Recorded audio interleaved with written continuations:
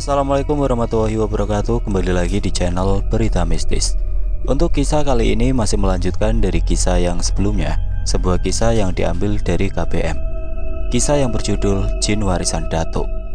Sebelum kita lanjut ke ceritanya, tekan dulu tombol like video ini dan jangan lupa tekan juga tombol subscribe channel ini dan nyalakan juga lonceng notifikasinya agar tidak ketinggalan cerita-cerita lainnya dari channel ini. Dan buat teman-teman yang pengen membaca langsung ceritanya, nanti silakan saja kunjungi linknya yang nanti akan saya sertakan di kolom deskripsi. Dan seperti apa untuk kelanjutan dari kisah ini? Langsung saja kita masuk ke ceritanya.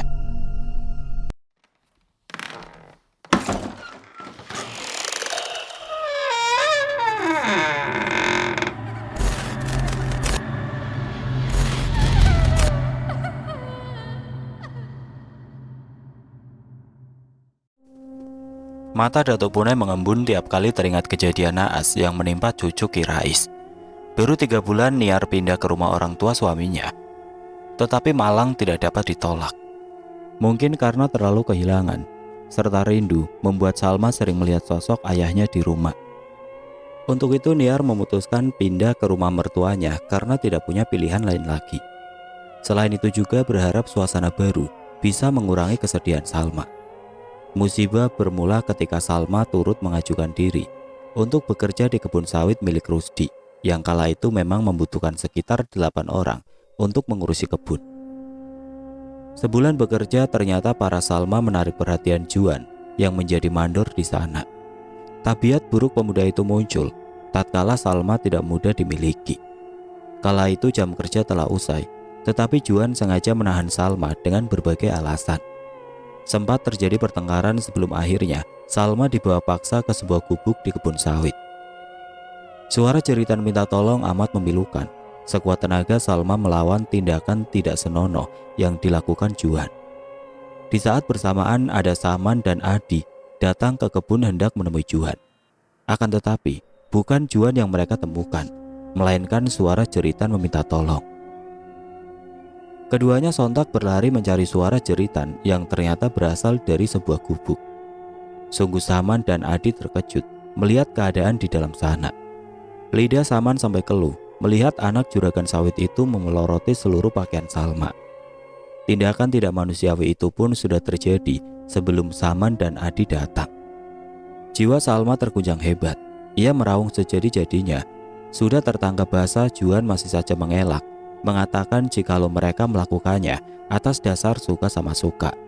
Bahkan tega melontarkan fitnah jika Salmalah yang dulu menggodanya.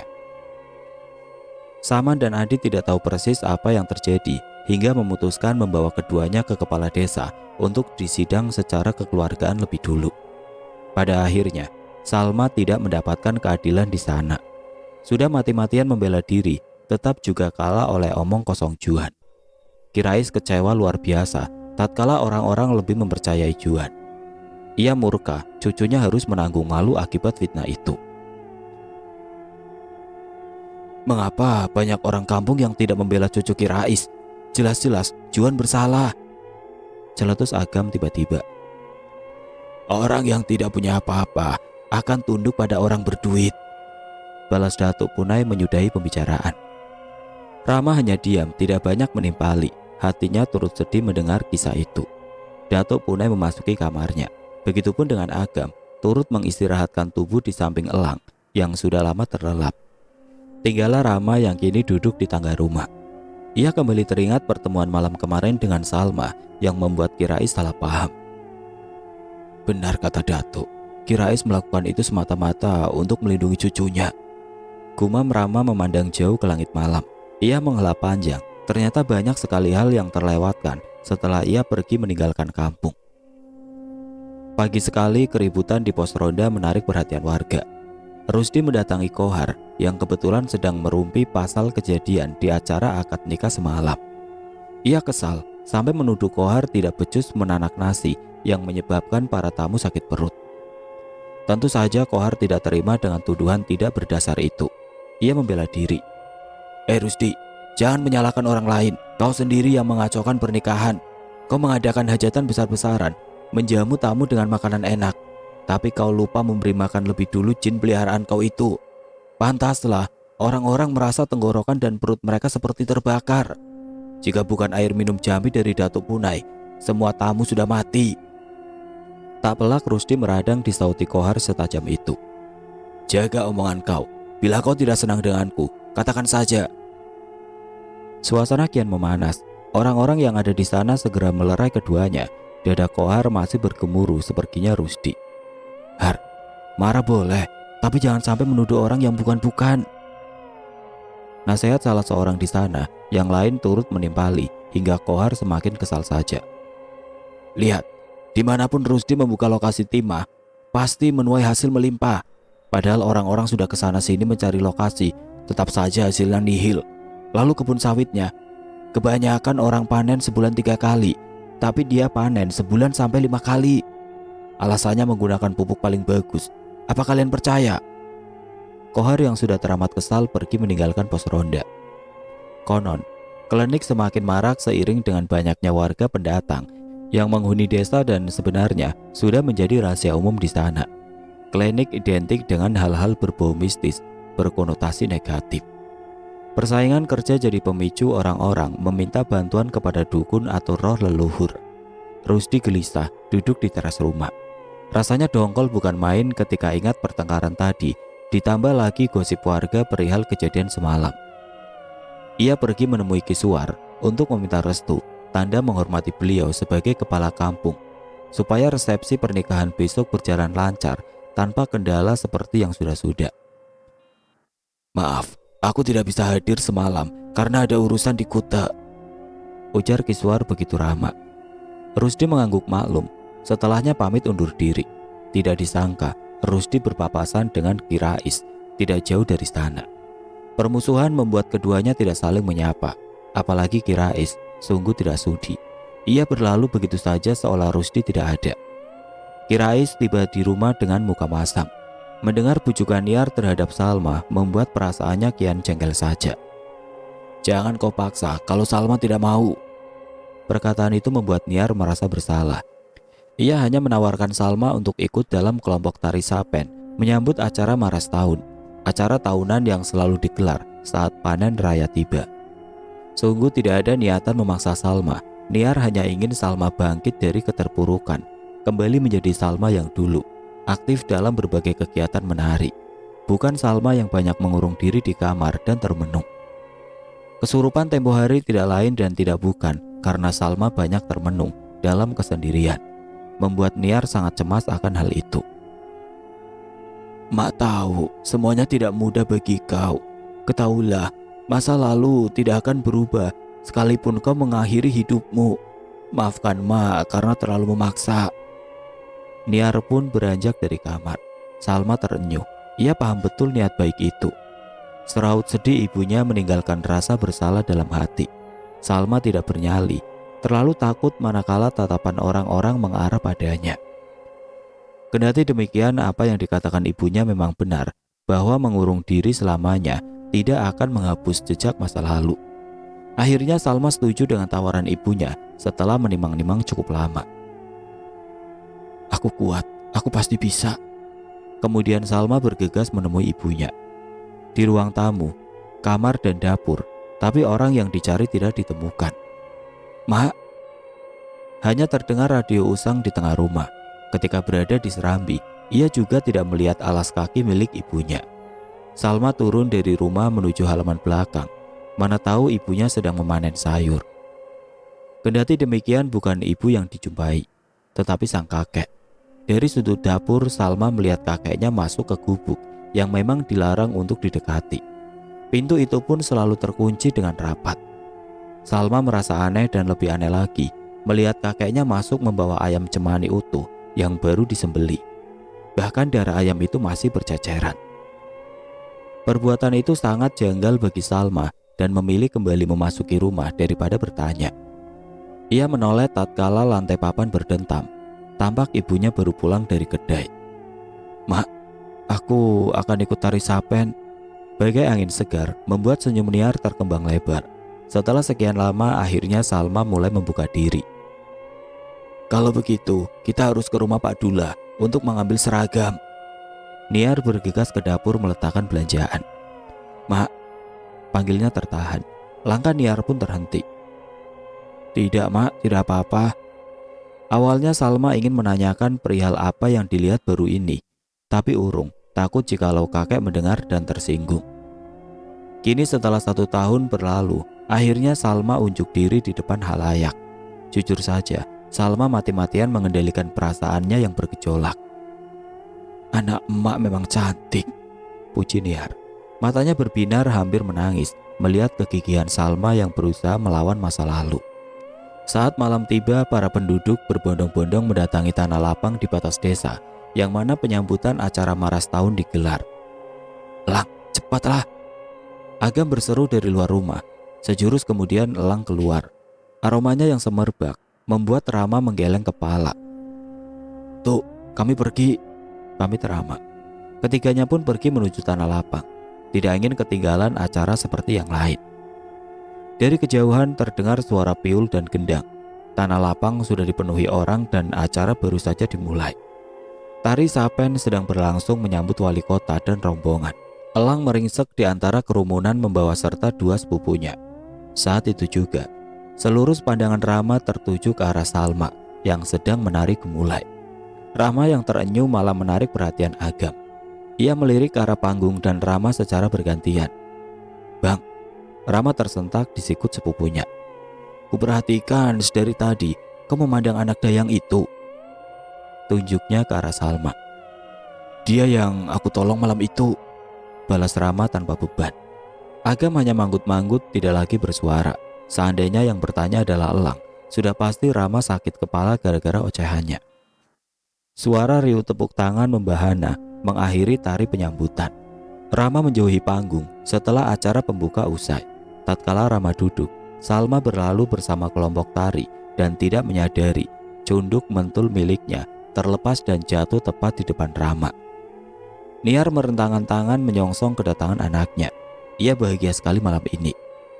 "Penampilan kalian sangat bagus, Nak." Pujian itu pun ditimpali oleh seseorang yang duduk di sebelah Niar.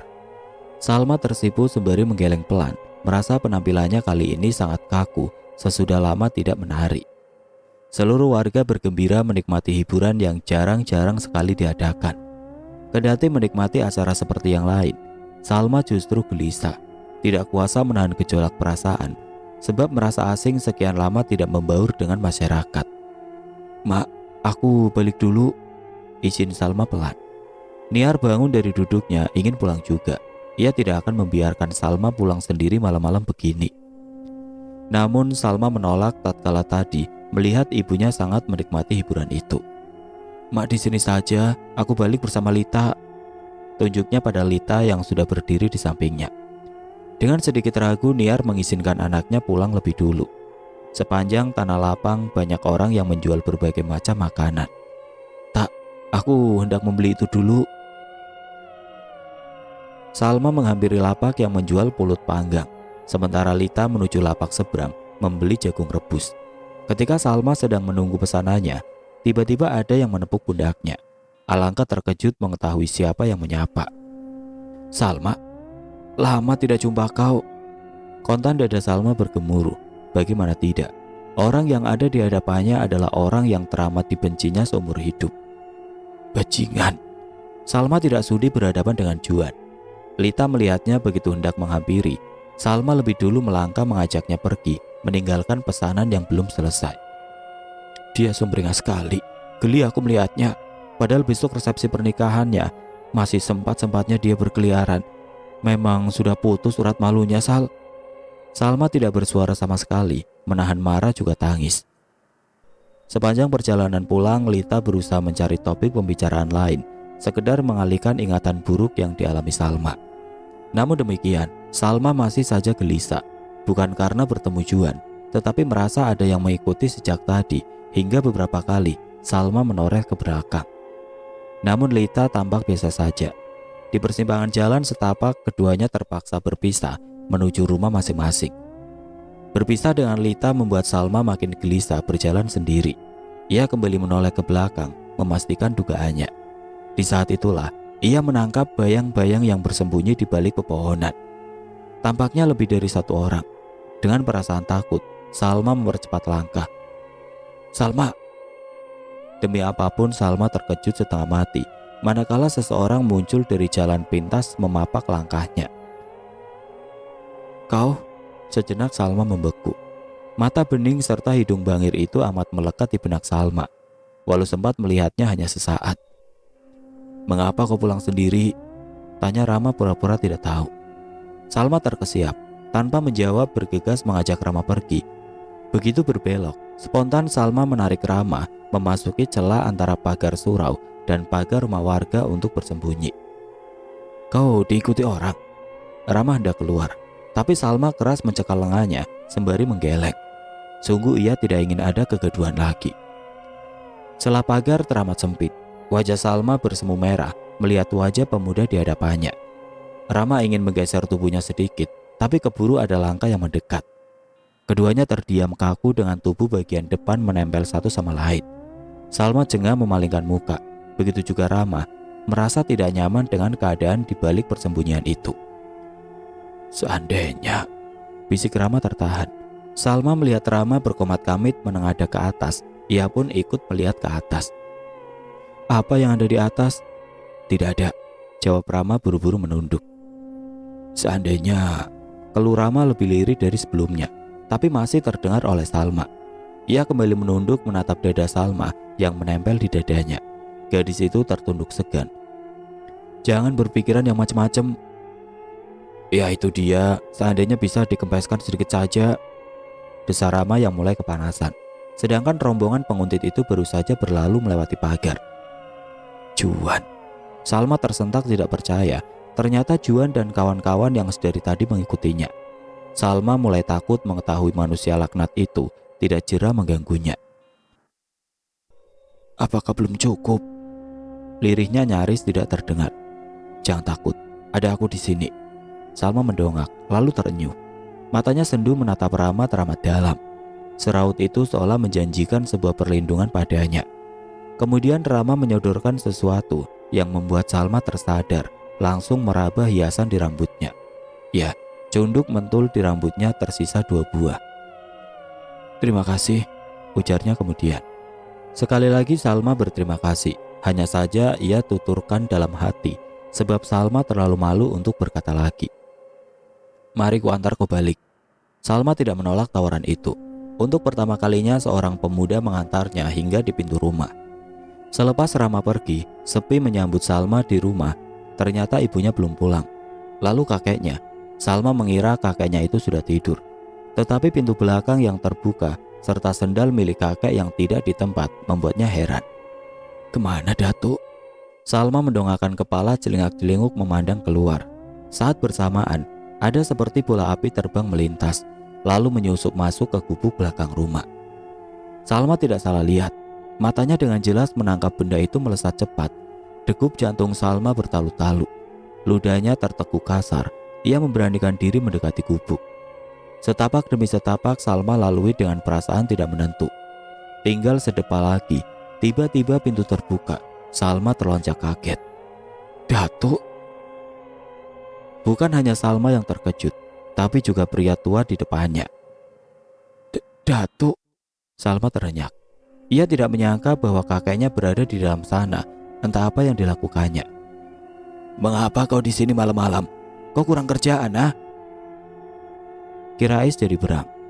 Ia memang punya temperamen yang buruk sejak kejadian pelecehan menimpa cucunya. Aku takut karena diikuti Juan, jadi mencari orang rumah sampai ke sini, jawab Salma tanpa sadar. Sontak saja Kirais memaki. Wajahnya merah padam dengan mata melotot. Ia marah mendengar nama anak juragan sawit itu. Sejujurnya Salma tidak ingin mengungkapkan apa yang baru dialaminya tadi. Tapi semua demi mengalihkan temperamen kakeknya. Kendati demikian, tidak ada salahnya mengadu daripada diam-diam saja dengan ulah keterlaluan anak juragan sawit itu. Masuk, cepat, suruh Kirais penuh marah. Masih dengan banyak tanya, Salma pun mengekor di belakang kakeknya. Sesekali ia menoleh ke gubuk yang penuh misteri itu. Tidak lama Niar datang. Ia jadi heran mendapati anak dan mertuanya masuk bersamaan dari pintu belakang. Apa yang terjadi? Tanyanya penasaran. Manusia biadab itu memang cari penyakit, serga Kirais sambil berlalu. Niar kebingungan. Bukan sebuah makian yang ingin ia dengar. Salma pun menjelaskan sebab kemarahan kakeknya, tapi tidak memberitahu tentang hantu pulong yang dilihatnya di halaman belakang. Sedikit ragu, Salma bertanya kepada ibunya, apa isi dalam gubuk. Setahu Niar, hanya ada barang-barang peninggalan ibu mertua yang sengaja disimpan rapi oleh ayah mertua. Niar pun sudah lama tidak memasuki gubuk itu. Kirais melarang dengan alasan supaya peninggalan istrinya tetap awet. Sebuah alasan yang terdengar logis, tapi entah mengapa tidak berkenan di hati Salma.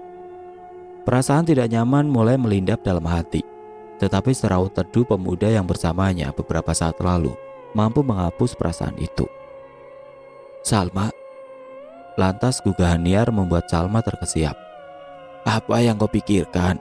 Kau resah dengan kelakuan anak juragan sawit itu?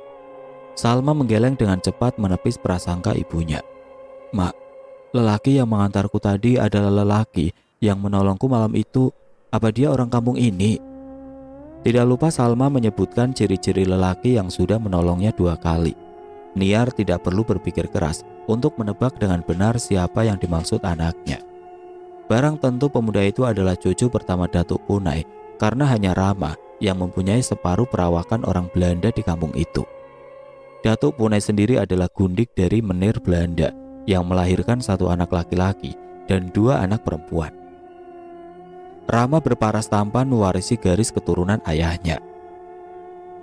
Tapi aku tidak pernah melihatnya. Memang, anak-anak Datuk Punai tinggal di Tanjung Pandan dan semua cucunya kuliah di Tanah Jawa, jawab Niar seraya membelai pucuk kepala Salma. Setelah itu ia meminta anaknya untuk segera berganti pakaian dan tidur. Pemuda yang sedang Salma pikirkan itu tengah dicegat di halaman rumah oleh 2 sepupunya yang sejak tadi kebingungan mencari keberadaannya. Bang, kau dari mana? Pusing keliling kami mencari kau. Omelan Elang dan Agam yang panjang lebar tidak ditanggapi oleh Rama sama sekali.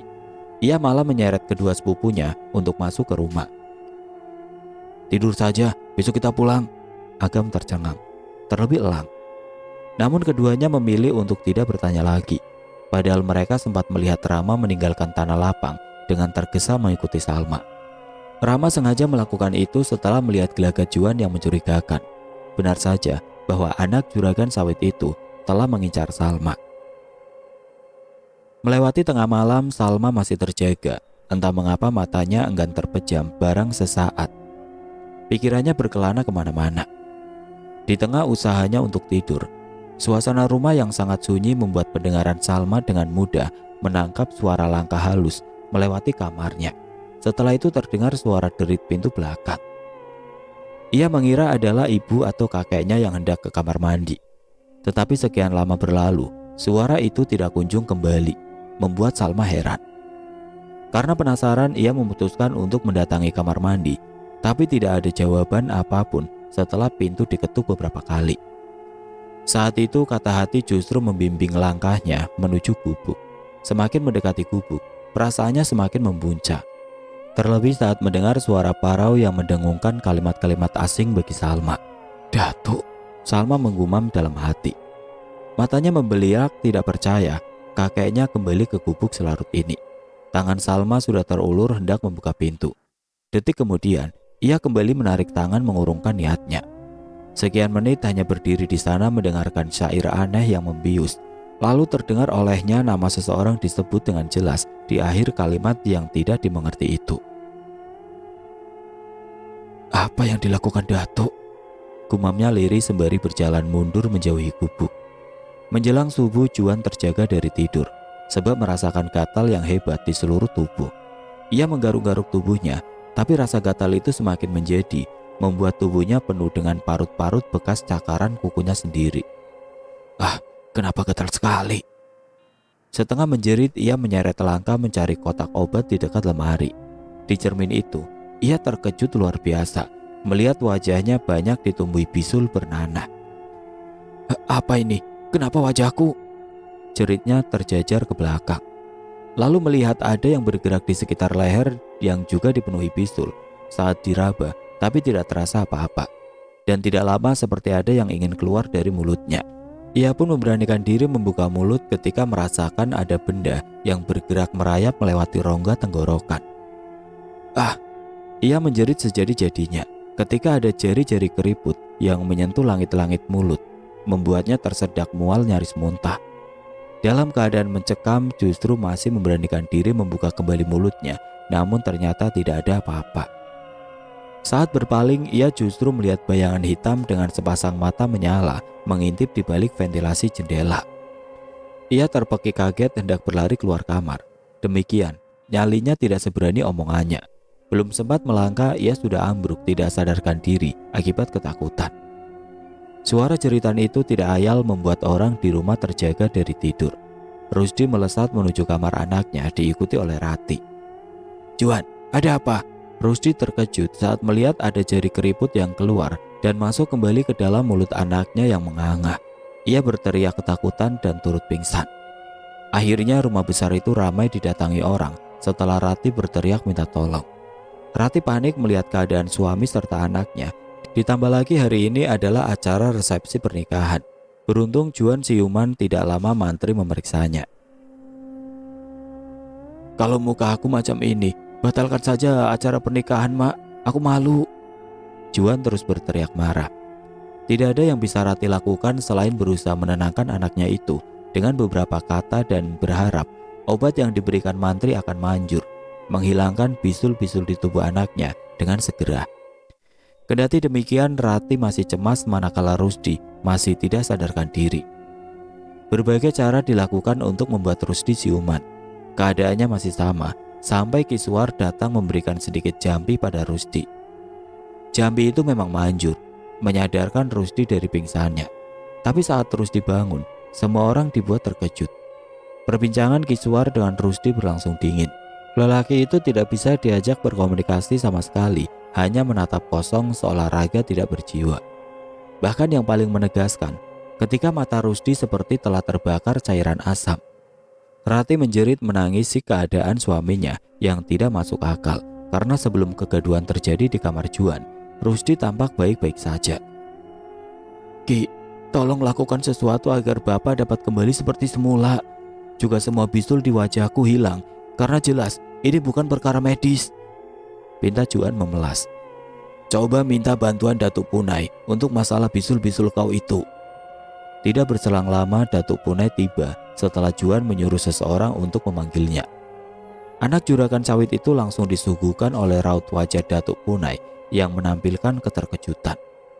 "Kenapa tuh? Aku tahu bisul ini bukan penyakit biasa. Semua ini pasti ulah orang yang sirik dengan keluargaku kan?" serga Juan. Datuk Punai hanya diam, tidak ingin memastikan apapun, meski mata batinnya bisa menerawang apa yang sesungguhnya telah terjadi. Pagi-pagi buta, orang-orang sudah menggosip. Bisik sumbang itu berlangsung di rumah Rusdi sendiri, tatkala warga bergotong membantu hajatannya hari ini. Rati terduduk lesu, matanya sembab bukan main. "Siapa yang begitu jahat mengirim guna-guna pada keluargaku?" Tangisnya kembali pecah. Sanak saudara hanya menenangkan sebisanya. Di sudut ruangan ada Saman yang berdiri memperhatikan drama keluarga itu. Ada rasa kasihan, namun ia tidak heran apabila Rusdi dikirimi teluh. Semua orang pun tahu bagaimana perangai buruk lelaki itu. Datuk Punai sedang meramu obat untuk Juan. Beberapa helai daun sirih yang dilumat halus dengan garam. "Kalau Bapak masih begini-begini saja, terpaksa acara dibatalkan," ujar Rati tidak bersemangat kala dirinya kembali menengok Juan. Resepsi pernikahan semegah itu harus batal begitu saja. Semuanya tidak memungkinkan untuk dilanjutkan, manakala tuan rumah sedang tertimpa musibah. "Mana baiknya saja," timpal Datuk Punai. 3 orang pemuda berdiri di depan pagar rumah Rusdi. Salah satu dari mereka memutuskan untuk masuk ke dalam. "Aku akan menemui Datuk," ujar Rama. Agam dan Elang mengangguk menunggu di atas sepeda motor. "Bang Rama." Jenar yang kala itu sedang sibuk mendadak terpaku saat lelaki yang disukainya itu memasuki halaman. Ia buru-buru menghampiri Rama yang berdiri di serambi rumah. "Abang mencari Datuk kah?" Rama menoleh ketika suara yang dikenalnya menyapa indera pendengaran. Ada Jenar berdiri tidak jauh darinya. "Iya, aku mencari Datuk," sahut Rama. Penampilan serta ransel yang tersangkut di pundak Rama membuat Jenar terus memperhatikannya. Hari ini Rama memutuskan untuk pulang. Ia terpaksa datang ke rumah Rusdi untuk berpamitan karena neneknya tidak juga pulang sejak pergi menemui panggilan Juan. "Abang hendak kemana?" tanya Jenar sembari menunjuk ransel di punggung Rama. "Aku akan pulang hari ini." Riak wajah Jenar tiba-tiba berubah sendu. Jawaban Rama mematahkan semangat Jenar, membuat harinya kelabu. Bagaimana tidak, selama Rama berada di kampung, selama itu juga Jenar selalu diam-diam mendekati rumah Datuk Punai hanya untuk memandang Rama dari kejauhan. Ia sungguh tidak punya nyali untuk bertegur sapa, apalagi berbincang lugas seperti dulu. "Oh, Datuk ada di dalam." Dengan senyum kepura-puraan Jenar mempersilahkan Rama untuk masuk menemui Datuk Punai yang baru selesai mengobati Juan. "Datuk," panggilnya lembut. Melihat sang cucu, Datuk Punai lekas berpamitan. Namun Rati memapak langkah keduanya di ruang tamu. "Datuk hendak kemana terburu-buru? Tinggallah di sini sampai acara diputuskan." Rati memahami keadaan tatkala melihat anak gadisnya berdiri tertegun dengan mata yang sudah berkaca-kaca, memandang cucu pertama Datuk Punai. "Maaf Rat, aku tidak punya banyak waktu hari ini. Cucu-cucuku akan balik ke Tanjung. Mereka sampai menyusul ke sini gara-gara terlalu lama menunggu," sahut Datuk Punai. Rati segera memeluk wanita tua itu seraya menyodorkan amplop berisi uang sebagai tanda terima kasih. "Tidak perlu memberi apapun, aku ikhlas membantu." Dengan tegas Datuk Punai menolak pemberian itu. Rati tidak bisa memaksa. Ia kembali melirik Jenar seraya menguraikan pelukan. "Tuh, bagaimana kalau Jenar dijodohkan lagi dengan salah satu cucu Datuk selain Rama?"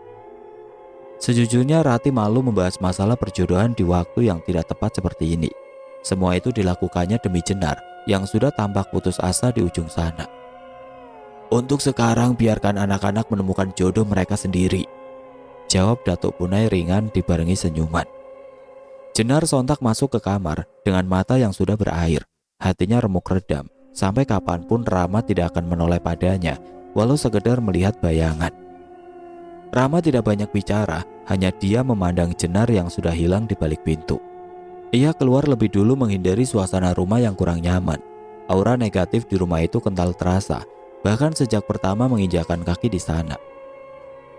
"Datuk pasti berpikiran hal yang sama denganku," ujar Rama pelan setelah nenek menemuinya. "Iya, kau benar. Dia sakit bukan hanya diteluh orang, tetapi juga akibat perbuatannya sendiri," balas Datuk Punai buru-buru mengajak cucunya itu pergi. Di depan rumah Rusdi, Rama beserta sepupunya berpamitan dengan sang nenek. Kemudian segera pergi tidak ingin membuang waktu. Akan tetapi belum keluar dari jalan setapak, Elang sontak menghentikan sepeda motornya, membuat Rama ikut berhenti. "Ada apa?" tanya Agam yang berboncengan dengannya. "Walkman-ku ketinggalan di rumah Datuk." Jawaban itu membuat Rama dan Agam menggeleng kepala. Tatkala Agam turun dari motor, Elang lekas putar balik menuju rumah neneknya. Sedangkan dua sepupunya menunggu di ujung jalan setapak. Tidak jauh dari sana ada Salma yang tengah berjalan sembari menenteng keranjang kue. Hari ini ia mencoba menggantikan posisi ibu untuk berjualan. "Salma?" Ia menoleh ke arah rumah bedeng yang mana suara itu berasal dari Marni, berdiri di ambang pintu menyeru sembari melambai. "Ah Salma, lama tidak menengok kau, makin cantik sekarang." Yang disanjung hanya tersenyum malu. "Ada kue apa?" tanya Marni kemudian. "Tinggal lepet pisang dan cucur, Mak. Yang lainnya sudah habis," sahut Salma seraya membuka tutup keranjang. Marni membeli beberapa kue untuk suaminya pulang nanti. Pagi ini suaminya itu memang sudah beberapa kali bolak-balik dari rumah Rusdi untuk membantu mengemasi hajatan yang akhirnya dibatalkan gara-gara keadaan Rusdi yang tidak kunjung membaik. Hal itu pula tidak sengaja Marni ceritakan pada Salma yang membuat suasana hati Salma berubah tidak nyaman. Menyadari itu, Marni buru-buru meminta maaf, takut menyinggung atau mengingatkan Salma pada kejadian 1 tahun silam. Salma mengangguk maklum, kemudian pamit pergi. Suara Salma yang menjajakan kuenya menarik perhatian seseorang. Tidak disangka Salma kembali bertemu dengan Rama yang sedang menunggu di pinggir jalan setapak. Rama berpaling mendapati Salma berjalan menjunjung keranjang kue. "Bang, itu anak Dayang yang semalam kau antar pulang kan?" Spontan saja Rama menatap Agam penuh curiga. Nyatanya kedua sepupunya itu mengetahui apa yang terjadi semalam. Hanya saja mereka pura-pura tidak tahu. Begitu melihat Rama, ingin sekali Salma putar haluan sebab terlalu malu dan sungkan melewati kedua pemuda itu. Namun ia tidak punya pilihan lain selain terus maju dengan wajah yang mulai memerah. Tahu-tahu Rama menghentikannya. "Salma, apa yang kau jual?" Sungguh Salma sedikit terkejut tatkala Rama mengetahui namanya, sebab tidak sekalipun mereka saling menyebutkan nama sejak beberapa kali bertemu. Meski begitu, Salma berusaha bersikap biasa-biasa saja sembari memperhatikan isi dalam keranjangnya. "Masih ada lepat pisang dan cucur," ujarnya pelan. "Aku beli semuanya." Bukan Salma, justru Agam yang tercengang mendengar ucapan Rama. "Bang, bukankah kau tidak suka kue yang manis-manis?" Seloro Agam tanpa rasa bersalah, padahal Rama tengah meliriknya dengan tajam. "Aku membelinya untuk kau dan Elang." Agam terkekeh geli. Ia tahu jikalau Rama sedang berkilah. "Kalau begitu bungkus semuanya. Abangku ini memang dermawan, ya kan Bang Rama?" Sambil membungkus kue, Salma tersenyum-senyum melihat tingkah keduanya. "Kalian hendak kemana?" tanyanya sembari menyodorkan bungkusan kue. "Aku akan pulang ke Tanjung hari ini." Ada terbesit sedih dalam hati Salma mengetahui Rama akan pulang, sebab entah kapan lagi ia akan menjumpai lelaki sebaik dan bertanggung jawab seperti Rama.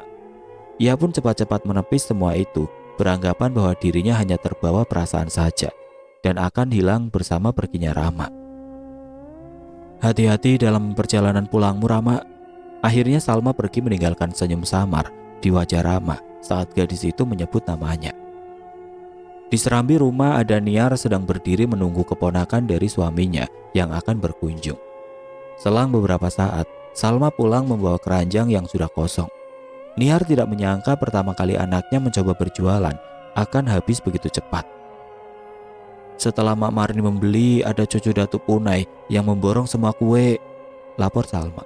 Niar pun tidak hentinya mengucap syukur. Mengenai Marni, Salma jadi teringat tentang musibah keluarga Rusdi yang diceritakan padanya. "Mak, katanya hajatan keluarga Pak Rusdi hari ini dibatalkan karena anak dan bapaknya tiba-tiba jatuh sakit." Niar terperangah tidak percaya. Keduanya pun duduk di kursi rotan yang ada di serambi rumah, mulai membicarakan musibah yang menimpa keluarga Rusdi secara beruntun. "Jujur saja, Mak benci sekali dengan keluarga itu, tapi rasanya tidak sampai hati juga mendengarnya." Belum selesai Niar bicara, dari belakang Ki Rais berseru murka. "Mengapa kau masih menaruh kasihan dengan keluarga biadab itu? Masih untung hanya muka yang ditubuhi bisul. Bisa jadi besok-besok nyawa yang melayang." Niar tidak bersuara, meladeni hanya akan menambah murka tentunya. Sementara Salma terdiam menelan makian yang baru terlontar itu. Bagaimana bisa kakeknya tahu tentang wajah Juan yang menjadi buruk? Bukankah mereka bercerita dengan suara pelan? Bahkan nyaris berbisik, dan tidak mungkin kakeknya tahu melalui mulut orang lain. Sedangkan bertemu tetangga saja tidak. "Mak hendak memasak, sebentar lagi Fajar dan Anwar akan tiba." Niar masuk ke rumah segera memasak. Tinggallah Salma yang masih berdiam diri di serambi, memikirkan makna ucapan kakeknya tadi, lalu menghubungkan dengan hal yang didengarnya semalam. Di dalam gubuk, ia mulai curiga. Tidak bisa hanya dia menduga-duga seperti ini. Ia harus meminta penjelasan meski nanti kakeknya akan sangat marah. Lelaki tua itu ditemuinya tidak jauh dari gubuk, sedang mengemasi perkakas berkebun. Ia tidak ingin membuang waktu dan langsung menghampiri kakeknya. "Tuk," Ki Rais tidak menoleh, menyaut pun tidak. "Tuk, sebelumnya aku minta maaf kalau pertanyaanku ini menyinggung Datuk. Apakah musibah yang menimpa keluarga Pak Rusdi ada kaitannya dengan Datuk? Aku bukan menuduh, tapi semalam aku mendengar dengan jelas Datuk mengucap jambi dengan menyebut nama keluarga itu." Ki Rais yang semula tidak bereaksi, sontak berdiri menghadap Salma. Tangannya mengepal erat menahan amarah, juga kepedihan. Pancaran matanya menyiratkan bahwa ia masih menyimpan kesumat. Dendam itu membuatnya jadi orang tanpa belas kasih. Ia tahu umurnya tidak akan panjang, oleh sebab itu tidak ada gunanya lagi disembunyikan. Jika suatu saat Datuk tidak lagi mampu membalas sakit hati ini, maka kau yang harus melakukannya. Salma menggeleng sembari mundur menjauhi kakeknya. Aku tidak mau. Kau tidak bisa menolak, karena ini sudah menjadi perjanjian leluhur yang diwariskan turun-temurun. Semula jin peliharaan itu akan diturunkan kepada ayah Salma. Lelaki itu shock mengetahui ada jin peliharaan keluarga yang akan diturunkan padanya. Tentu saja ayah Salma menolak, dan setelah penolakan itu, ia jatuh sakit hingga meninggal dunia. Ki Rais masih punya anak bungsu, tapi jin itu minta diwariskan kepada anak tertua. Jadilah Salma yang mendapat giliran karena dirinya cucu tertua di keluarga itu, sekaligus untuk membalas kesumat yang tidak berkesudahan. Oke teman-teman, sampai di sini dulu ceritanya. Nantikan kelanjutan kisah ini di video berikutnya. Agar tidak ketinggalan, klik tombol subscribe channel ini dan nyalakan lonceng notifikasinya. Wassalamualaikum warahmatullahi wabarakatuh.